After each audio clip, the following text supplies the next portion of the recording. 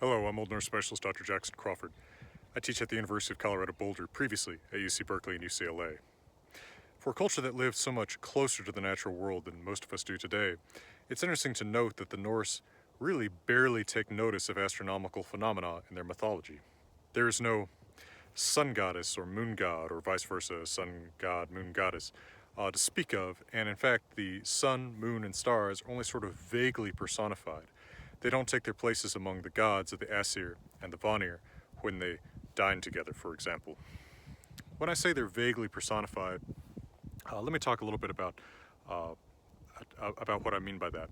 So, our two main sources of Norse mythology are two books called the Poetic Edda and the Prose Edda. The Poetic Edda is a compilation of poems, probably survived from oral transition dating all the way back to the Viking Age in many cases, whereas the Prose Edda is an attempt by the Icelandic scholar and chieftain Snorri Sturluson to explain everything he knew about the mythology in order to make it usable by poets who wanted to compose in a traditional way. Snorri is influenced by Christianity to the extent that he wants to make the mythology one cohesive system, and he takes lots of hints and kind of spins off with them and makes conclusive points with them. For example, he gives a much more personified account of who the sun and the moon are than any of the poems in the Poetic Edda do. Let me give you just a picture of what some of those hints are. One of the poems of the Poetic Edda is Vafthrudnismal, in which Odin has a sort of trivia contest, basically, with a giant named Vafthrudnir. And one of the questions that Odin asks Vafthrudnir, in stanza 46, he asks him, Hvaðan kemur sól, ó in slétta himin, þó þessa hefir Fenrir farit. From where comes the sun onto the smooth heaven or sky when Fenrir has killed her? The sun is feminine in gender. Again, that doesn't necessarily mean that it's personified, although it does seem to be vaguely personified here. Vafthrudnir answers in stanza 47, Eina dóttur ber Olfróðl, óður hana Fenrir fari. Sú skal ríða þó regin døya, móður brautir mer. So Olfróðl, that's the sun, just another name for it, a poetic kinning. The sun will have a daughter before Fenrir kills her. And that one, the daughter, shall ride when the gods die on its mother's paths, móður brautir, that lady, that young lady Mer. So this doesn't necessarily give us a picture of who the sun is as a personality, right? It's only vaguely personified. The fact that it has a daughter could really be just a product of a thing that is vaguely regarded as living, almost like an animal, but it doesn't seem to have the family relations and personalities we expect from a god or goddess. Similarly, so that's from the end of the world. In the poem Völuspá, an account of the beginning of the world, we also get a sort of vague personalization of the gods, of the sun and moon and stars. So in stanza 5 we read, Sól varp sunnan, sinni mona, hendi inni hugri himin dur. Sól that ne vissi hvar hon sali oti, stjörnur that ne vissu hvar stær staði otu. Moni that ne vissi what han megens oti.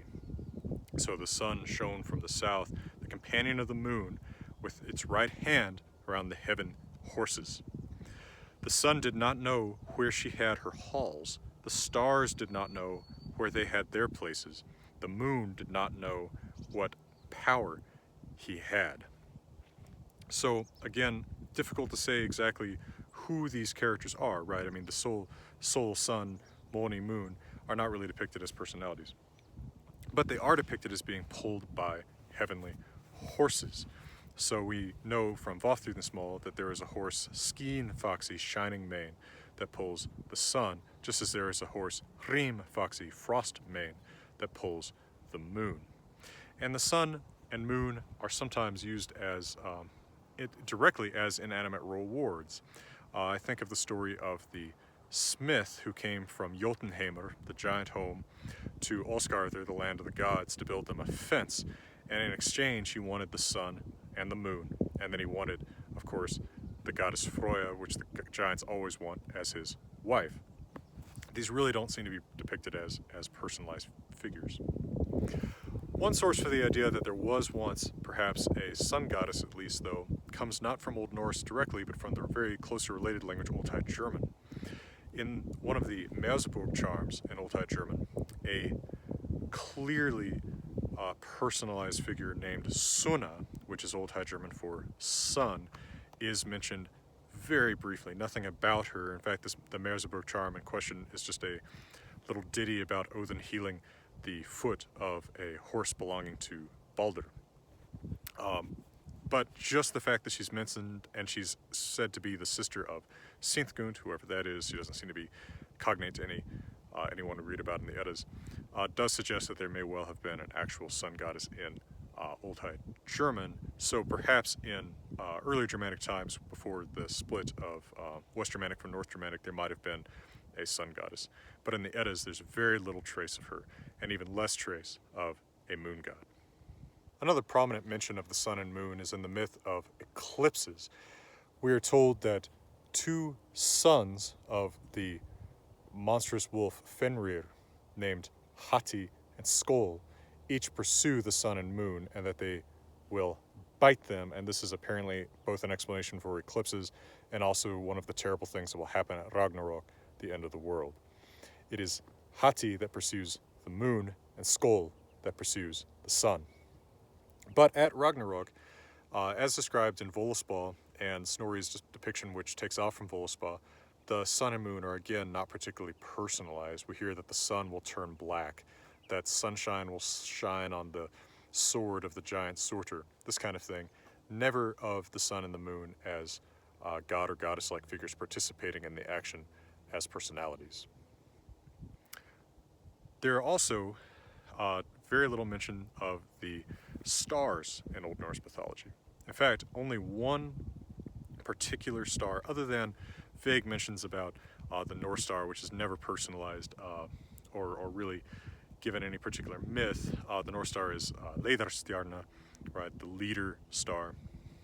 There is one story where Thor has recently fought with a giant named Hrungnir, and in the process of the fight, in which he defeated Hrungnir, he was injured because a piece of the stone that Hrungnir was throwing at him got lodged in his skull.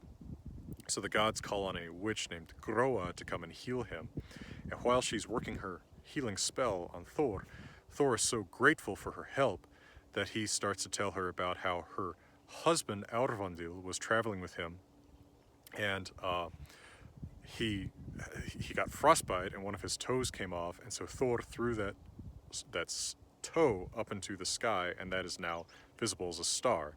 That is Aurvandil's toe.